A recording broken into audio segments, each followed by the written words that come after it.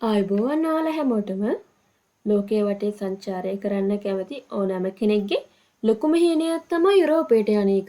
Paris වල ඇවිදින්න, ස්විට්සර්ලන්තයේ හිම කඳු බලන්න, ඉතාලියේ පීස කන්න යන්න කවුද අකමැති? හැබැයි ගොඩක් අය හිතන්නේ යුරෝපයේ රටවල් 5කට 6කට යන්න ඕනේ නම් ඒ හැම රටකටම වෙන වෙනම වීසා ගන්න ඕනි. ඒකට ලොකු කාලයක් සහ මුදලක් යනවා කියලා. අන්න ඒ ප්‍රශ්නෙට තියෙන හොඳම විසඳුම තමයි ෂෙනගන් වීසා එකක් කියන්නේ. අද අපි මේ වීඩියෝ එකෙන් කතා කරන්නේ ලංකාවේ අපිට මේ ෂෙනගන් වීසා එකක් ලැබුණොත් ගන්න පුළුවන් හොඳ ප්‍රයෝජන මොනවද? ඔයා ළඟ මේ වීසා එක තිබ්බොත් ඔයාට යුරෝපයේ විතරක් නෙවෙයි මුළු ලෝකෙම අරබන ලොකු දොරටුවක් විවෘත වෙනවා. ඒක කොහොමද වෙන්නේ කියලා වීඩියෝ එකේ වෙනකම බලන්න. වීඩියෝ එකට යන්න කලින් අපේ channel එක subscribe කරලා නැත්නම් දැන්ම subscribe කරන්න. පළවෙනි සහ ප්‍රධානම වාසිය එක වීසා එකකින් රටවල් 29ක සංචාරය කරන්න ලැබීම. ඔව් ඔයා ඇහුවා හරි. ඔයා එක රටකින් උදාහරණයක් විදිහට පංශයෙන් හෝ ජර්මනියෙන් ෂෙනගන් වීසා එකක් ගත්තොත් ඔයා ෂෙනගන් කලාපයට ඇති රටවල් 29කටම කිසිම බාධාවකින් තොර ඇතුල් වෙන්න පුළුවන්. මේ රටවල් අතරට ප්‍රංශය, ජර්මනිය, ඉතාලිය, ස්විට්සර්ලන්තය, ස්පාඤ්ඤ, නෙදර්ලන්තය, බෙල්ජියම, ඔස්ට්‍රේලියාව, නෝර්වේ සහ ග්‍රීසිය වගේ ලෝකයේ සංචාරකයන් වැඩිපුරම යන රටවල් අයිති වෙනවා. හිතන්නකෝ ඔයා ලංකාවෙන් පිටත් වෙලා ප්‍රංශයට යනවා. එතනින් ඔයාට හිතෙනවා ස්විට්සර්ලන්තයට යන්න. ඊට පස්සේ ඉතාලියට යන්න. මේ හැම රටකටම යන්න ඔයාට ඕනේ එකම එක වීසා එකයි. මේක සංචාරකයෙක්ට ලැබෙන ලොකුම නිදහසක්. දෙවැනි වාසිය තමයි මේ රටවල් අතර කිසිම දේශ සීමා පරීක්ෂාවක් නැති එක. සාමාන්‍යයෙන් අපි එක රටක ඉඳන් තව රටකට යද්දී පාස්පෝර්ට් කන්ට්‍රෝල් එකේ යන්න ඕනි, ෆෝනියම් වල ඉන්න ඕනි, ප්‍රශ්න වලට උත්තර දෙන්න ඕනි. හැබැයි ෂෙනගන් කලාපය ඇතුළතදී ඒ කිසිම දෙයක් නැහැ. ඔයා ප්‍රංශයේ ඉඳන් ජර්මනියට කෝච්චියේ යනවා නම් ඔයා දන්නේම නැතුව රටවල් මාරු වෙනවා. කිසිම කෙනෙක් බෝඩර් එකේදී ඔයාගේ පාස්පෝර්ට් එක චෙක් කරන්නේ නැහැ. හරියට ලංකාවේ කොළඹ ඉඳන් ගාල්ලට හෝ නුවරඑළියට යනවා වගේ හරිම නිදහසක් ඔයාට දැනෙන්නේ. ඔයා ෂෙනගන් රටකට ඇතුල් වෙද්දී විතරයි සාමාන්‍යයෙන් පාස්පෝර්ට් එක ස්ටෑම්ප් කරන්නේ. ඊට පස්සේ ඔයා ඊළඟ රටට ඇතුල් වෙද්දී ඒක ඔයාට නිදහසේ ගමන යන්න පුළුවන්. කිසිම පාස්පෝර්ට් චෙකින් එකක් නැහැ. ස්ටෑම්ප් කරන්නේ නැහැ. ඔයාට ගිහිල්ලා එන්න පුළුවන්. තුන්වෙනි දේ තමයි ඔයාගේ කාලය සහ මුදල් විශාල වශයෙන් ඉතිරි වෙන එක.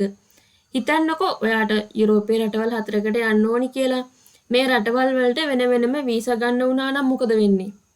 වීසා ගාස්තු 4 වතාවක් ගෙවන්න ඕනි. ඒ වගේම හැම රටකටම වෙන වෙනම බැංක් ස්ටේට්මන්ට්, ෆ්ලයිට් බුකින්, එතකොට හොටෙල් බුකින් වගේ ලොකු ඩොකියුමන්ට් සෙට් එකක් හදන්න ඕනි. ඒ වගේම එම්බසිස් 4කට ගිහින් ඉන්ටර්විව් දෙන්න ඕනි. මේක හරිම වෙහෙසකාරී වැඩක් නේ.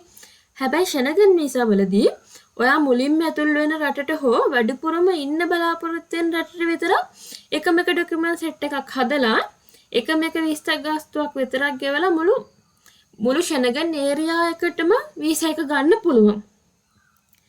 හතරවෙනි ප්‍රයෝජනය තමයි ඔයාගේ පාස්පෝර්ට් ප්‍රොෆයිල් එක. එහෙම නැත්නම් ට්‍රැවල් හිස්ටරි එක ගොඩක් ශක්තිමත් වෙන එක. මේක ගොඩක් අය නොදන්න රහසක්. සාමාන්‍යයෙන් UK, USA, එතකොට කැනඩා, ඔස්ට්‍රේලියා වගේ රටවල් වලට ලංකාවේ අපිට වීසා දෙන්න ගොඩාක් සැක කරනවා. අනිත් එක යාළගේ නීති මාර විදිහට තදයි. හැබැයි ඔයාගේ පාස්පෝර්ට් එකේ එක පාරක් හරි ෂෙනගන් වීසා එකක් වැදිලා ඔයා නියමිත කාලය ඇතුළත ලංකාවට ආපහු ඇවිත් තියෙනවා නම් අර මම කියපු ලොකු රටවල් ඔයා විශ්වාස කරන්න පටන් ගන්නවා. මොකද මෙයා ෂෙනගන් රටකට ගිහිල්ලා ආපු කෙනෙක් කියන එක යාළගේ ඔළුවේ තියෙනවා. එතකොට යාළා හිතනවා මෙයා නීතිගරුක සංචාරකයෙක්. යුරෝපෙට ගිහිල්ලා නීති විරෝධීව නතර වුණේ නැතුව ආපු කෙනෙක් කියලා. එතකොට ඔයාට ඊළඟ වතාවේ කියන්නේ ඇමරිකාව, කැනඩා, ඕස්ට්‍රේලියා වගේ රටකට වීසා ඉල්ලද්දී ඒක ලේසියෙන්ම අනුමත වෙන්න තියෙන ඉඩකඩ අතන 80%කින් විතර වැඩි වෙනවා.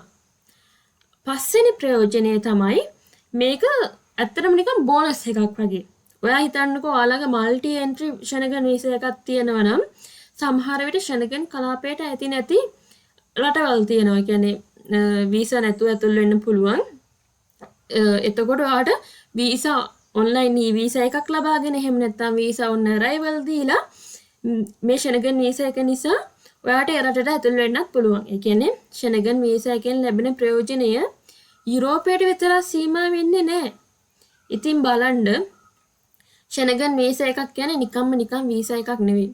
ලෝකේ වටේ යන්න ආස කරන කෙනෙක්ට ගන්න පුළුවන් වටිනම chance එකක්. ඔයත් යුරෝපේ යන්න හින දකින්න කෙනෙක් නම් මං හිතන්නේ හොඳම chance එකක් මේ ඉස්සල්ලාම ෂෙනගන් වීසා එකක් ගන්න try කරන එක. ඉතින් ඊළඟ වීඩියෝ එකේ මම අරන් එන්න ලංකාවේ ඉඳන් තනියම ෂෙනගන් වීසා එකක් සාර්ථක ඇප්ලයි කරන්නේ කොහොමද? එතකොට ඒකට ඕනි ඩොකියුමන්ට්ස් මොනවද කියන එක ගැන. ඉතින් මේ වීඩියෝ එකත් මම අරගන්නේ නැතුව බලන්න. මේ දැම්ම channel එක subscribe කරලා තියාගන්න. වීඩියෝ එක වටිනවා කියලා හිතුණා නම් යාළුවන්ටත් බලන්න share කරලා like එකක් දාන්න. ඔයාලගේ අදහසත් පහලින් comment කරන්න කියලා ඉතින් මම ඉල්ලනවා. ඉතින් ඊළඟ වීඩියෝ එකෙන් හමු වෙමු. හැමෝටම සුබ දවසක්.